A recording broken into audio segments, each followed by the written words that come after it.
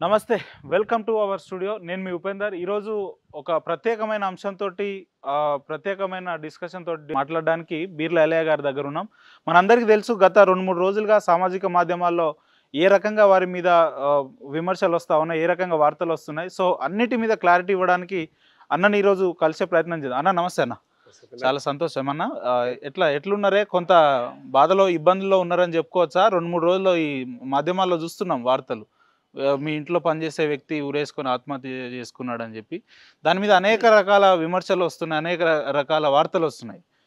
ఏం చెప్తారు ఆ ఇన్సిడెంట్ మీద అంటే? అంటే గత 20 మాసాలుగా మా ఇంట్లో పనిచేసే వ్యక్తి కుటుంబ సభ్యుడిగా హ్మ్. వాళ్ళ ఫ్యామిలీ మా ఫ్యామిలీగా ఉన్న తరుణంలో మరి కొన్ని అనుకోని సంఘటనలు అతనికి ఉన్నటువంటి ఆర్థిక ఇబ్బందులు హ్మ్. మాతో కూడా షేర్ చేసుకోకపోవడంతో కొంత ఆర్థిక ఇబ్బందులు ఈ మధ్యనే 3 నెలల కింద హ్మ్. ఏదో హౌస్ లోన్ ప్రైవేట్ లోన్ తీసుకుంటే వాళ్ళు వచ్చి నోటీస్ ఇచ్చి గోడకి స్టిక్కర్ అంటేసిన సంగతి మాకు చెప్పలేదు. హ్మ్. ఆ, వాళ్ళ పిల్లల చదువులకు కానీ వాళ్ళ ఆర్థిక ఇబ్బంది ఉంటే మేము కూడా ఒక 2 లక్షల వరకు ఇప్పటికే ఇచ్చున్నాము. హ్మ్. ప్రతి నెల ఒక 25 నుంచి 30 వేల రూపాయలు శాలరీ కూడా ఇస్తున్నాం. మరి అతను మాతో షేర్ చేసుకుంటే బాగుంటుండే, ఎక్కువ ఇంట్లో అట్రాక్టివ్గా మా కుటుంబ హ్మ్. సభ్యులు హ్మ్. లేకుండే.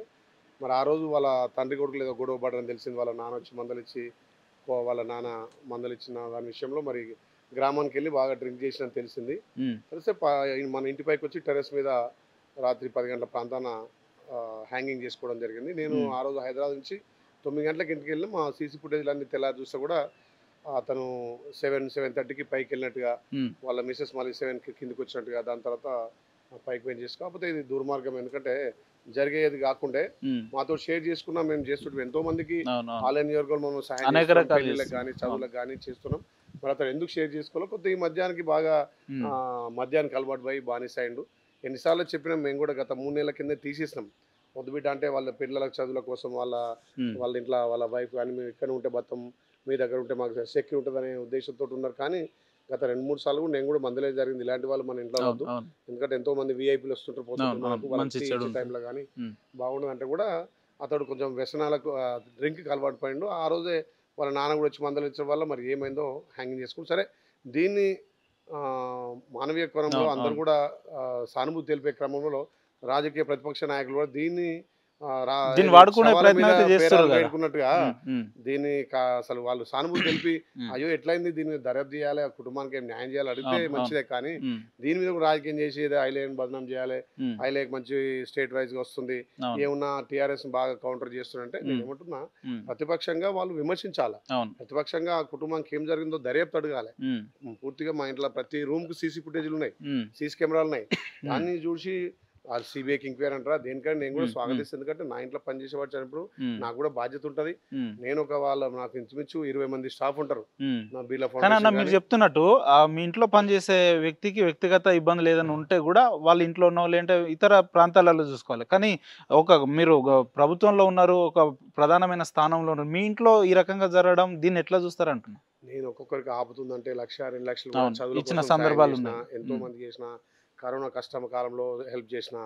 కాకపోతే వాళ్ళు నాతో షేర్ చేసుకోలేకపోయారు. వాళ్ళ అమ్మ నాయనొచ్చి మా ఇంట్లో మా మిసెస్ తోటి హ్మ్. చర్చించి ఇక్కడైతేనే ఉంటాడు, ఇక్కడైతేనే బతాడు, వాడు ఆడపిల్ల పెళ్ళికి మీరైతే హ్మ్. ఎంతో మందికి బయటోళ్ళకి సాయం చేస్తూ మీరైతే సాయం చేస్తారని 2, 3 సార్లు ఇంట్లోకెళ్ళి వద్దని ఎలగొట్టిన సమయంలో కూడా వాళ్ళొచ్చి బతిలాడడం, మళ్ళీ అట్నే కొనసాగడం జరిగింది. ఇంత హ్మ్. దుర్మార్గపు చర్య చేస్తారని కూడా మేము కూడా అనుకోలేదు. హ్మ్. ఎన్నో ప్రాణాలు కాపాడినాం. ఎంతో మందికి నా అంబులెన్స్ రోజుకు హ్మ్. 4, 5 మందిని సేవ్ చేస్తుంటది. హ్మ్. అలాంటిది నా కుటుంబంలో పనిచేసే వ్యక్తికి మాకు అన్ని విధాల వచ్చే వాళ్ళకు టీ ఇచ్చుడు గాని, ఇక్కడ స్నాక్స్ ఇచ్చుడు గాని బాగా హ్మ్. చేసే హ్మ్. వ్యక్తి. హ్మ్. మరి ఎందుకు అట్లా అయిందో మాకు అర్థం కాలేదు. హ్మ్. సరే, జరగరాని చర్య జరిగింది. దాన్ని కూడా తీవ్ర ఆయన దిగ్భ్రాంతికి. ఉరేసుకున్నట్టు సీసీ ఫుటేజ్‌లు ఉన్నాయన్న మీ దగ్గర? అంటే అంటే మాది థర్డ్ ఫ్లోర్ వరకు సీసీ ఫుటేజ్ ఉంటాయి. ఎ పైకి ఎవరు పోరు. ఎవరెక్కుతున్నారు? ఎవరు ఎవరు దిగుతున్నారు? ఎక్కుతున్నది హ్మ్. మొత్తం ఎవ్రీథింగ్ సీసీ ఫుటేజ్‌లో ఉంది. హ్మ్. దాన్ని కూడా మేము పోలీస్ వాళ్ళకి హ్యాండ్ ఓవర్ చేసాం. చూసుకోమని చెప్పినాం. హ్మ్. ఎందుకంటే క్షుణ్ణంగా ఏమైంది తెలవాలి, అవును. మనకు అవును. కూడా ఉండాలి. హ్మ్. ఇంకేం బాధలున్నాయి మానసికంగా.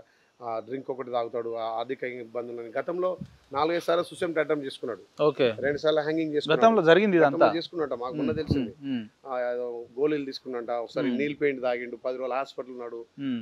ఒకసారి ట్రాన్స్‌ఫారం ఎక్కి పట్టుకోవడానికి అంటే హ్మ్. అదెప్పుడు హ్మ్. నేను ఒక 10 ఏళ్ల నుంచి ఇదే సమస్యలేని హ్మ్. తెలుస్తుంది. హ్మ్. కానీ నేను పెద్దగా పట్టించుకోను గదా! ఎందుకంటే పొద్దున్న నుంచి సాయంత్రం పోతా జనాలనే ఎక్క తిరుగుతా కాబట్టి హ్మ్.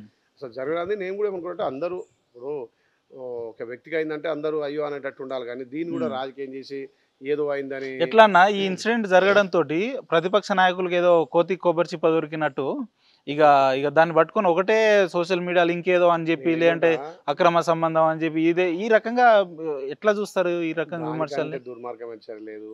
మా ఇంట్లో మా మిస్సెస్ కానీ నేను కానీ మా ఇంట్లో పనిచేసే పిల్లలు సొంత పిల్లల లెక్క చూసుకుంటాం. నేను బయట ఎంతో మందిని చేసి వాళ్ళ కుటుంబాలకు హెల్ప్ చేసే రకం మాది. కానీ సరే ఒక దుర్మార్గం రాజకీయంగా ఎదుర్కో శాతగాక మొన్ననే సీఎం గారి మీటింగ్ భారీ పెద్దన సక్సెస్ అయింది. స్టేట్ లెవెల్ ఇష్యూ అయింది. కేటీఆర్ ఏ తప్పులు చేసినా మేము దాన్ని ఖండిస్తుంటా బాగా. తెలంగాణ ఒక విప్పుగా నేను ఖండిస్తా. కేటీఆర్ గాని కేసీఆర్ ఖండించడంతో నా మీద ఈ రకంగా నేను ఏమంటున్నా ప్రతిపక్షంగా అటాక్ చేయాలి, ప్రతిపక్షంగా మా అధికార పార్టీ నిలదీయాలి, పనులు చేయమని కొట్లాడలే. కానీ ఈ సవాళ్ళ మీద పేరేసుకోవడం చాలా దుర్మార్గం. ఇప్పుడు ఇంటి సమస్యలు ఫ్యామిలీ సమస్యలు ఎన్నో ఉంటాయి. వాటి మీద మేము ఎన్నడూ కూడా ఇప్పుడు పోలే. ప్రతి ఇంట్లో ఏదో సమస్యలు వ్యక్తిగత సమస్యలు ఉంటాయి. కానీ ఒక దుర్మార్గంగా వాళ్ళ ఇళ్ళలో ఎన్నో సమస్యలు మేమేం అమ్ముకోలే. ఎందుకంటే వ్యక్తిగత సమస్యలు ఏముంటాయి అనుకుని ఇంటికి జోలి పోలే. ప్రభుత్వం నుంచి వచ్చే నిధుల కోసమో లేకపోతే ప్రజా అవసరాలకు వచ్చే కొట్లాడాలి. కానీ వ్యక్తిగత అవసరాల మీద ఇట్లా చేయడం కాకపోతే దర్యాప్తు చేయడం మంచి పద్ధతి. ఎంక్వైరీ చేయడం ఆ కుటుంబాన్ని న్యాయం చేయడం ఉంది. నేను కూడా చెప్పిన వాళ్ళ కుటుంబంలో ఎంతో మాకు సొంత కుటుంబంగా వాళ్ళ భార్య కానీ వాళ్ళ అమ్మ చనిపోయిన వాళ్ళ అమ్మ కూడా మాకు దేవుని లెక్క చూసుకున్నాం. ఇన్నేళ్ళు మీ కుటుంబంలో ఉంటేనే కొంత మాకు అప్పులు తీరినాయి, ఈడుంటేనే భరోసా ఉంటుంది. పిల్లల చదువులకు కానీ బిడ్డల పిల్లల కంటే నేను భరోసా ఇచ్చిన. అరే మీ బిడ్డలు చనిపోయినాడు కూడా నేను దగ్గరుండి పోస్ట్ మార్టం చేయించి సావైపోదాకా ఉండి నాకు ఎవరు చెప్పాల్సిన అవసరం లేదు. ఎంతో మందికి బయట వాళ్ళకి సాయం చేస్తున్నా. మీ కుటుంబానికి మేము అండ ఉంటాం. తప్పకుండా ఆ పిల్లల పెళ్లికి నేను ఆర్థిక సాయం చేస్తా, ఆ పిల్లల పెళ్లి చూసి చేసే బాధ్యత నేను తీసుకుంటా అని చెప్పి కూడా భరోసా ఇచ్చిన. నిజంగా ఆ కుటుంబమే కనుక ఉల్టాయి ఉండి లేకపోతే మా గ్రామస్తులు ఉల్టాయి ఉంటే ఇంకో తిరుగుంటుంది. ఈ ఇన్సిడెంట్ మీద ఎంత దుర్మార్గం అంటే అన్న మీకు ఏమనిపించింది? ఒక వ్యక్తి అంటాడు లేలే ఆయన చంపేసి ఆత్మహత్య లెక్క క్రియేట్ చేసిన ఒక వ్యక్తి అంటున్నారు. ఇంకొక పార్టీ ఏమో లేదు లేదు ఇంకేదో అక్రమ సంబంధం పెట్టుకొని ఇట్లా అంటే ఇవన్నీ వింటున్నప్పుడు ఇది జరుగుతుంటూ ఏమనిపిస్తుంది మీకు? అసలు ఏంది విషయం? రాజకీయాల్లో ఇంత నీచంగా ప్రవర్తిస్తారా? ఒక మనిషిని డైరెక్ట్ ఎదుర్కోలేక పొలిటికల్ ఎదుర్కోలేక ఈ రకంగా ఏదో అనుకోని సంఘటనలు జరిగినప్పుడు ఒక వ్యక్తికి అండ ఉండాలి. దాని వెనక ఏం జరిగిందో ఆలోచన చేయాలి, సపోర్ట్ చేయాలి. దాని వెనక ఏం జరిగినా దాని సమగ్ర విచారణ చేయాలి. దానికి వాళ్ళు అండ ఉండి దాంట్లో ఏమన్నా లోటుపాట్లు ఉంటే మాట్లాడాలి. కానీ ఒక సపోర్ట్ ఉండే సమయంలో ఇలాంటి దుర్మార్గం బీర్లైన వాడు 10 ప్రాణాలు కాపాడుతాడు తప్ప 10 ప్రాణాలు తీయడు.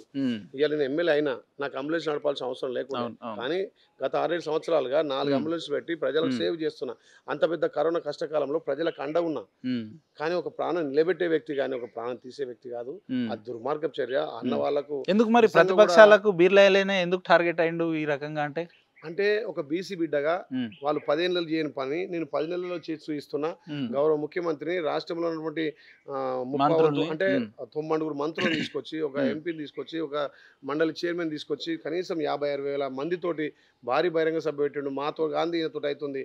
ఒక 1,100 కోట్లతోటి 15 మాసాలనే ఇంత అభివృద్ధి చేస్తున్నానే అక్కస్తోటి మాకు రాజకీయంగా ఇక్కడ మనుగడ లేదు అనేది ఒక కుట్ర కోణంతో చేస్తున్నారు.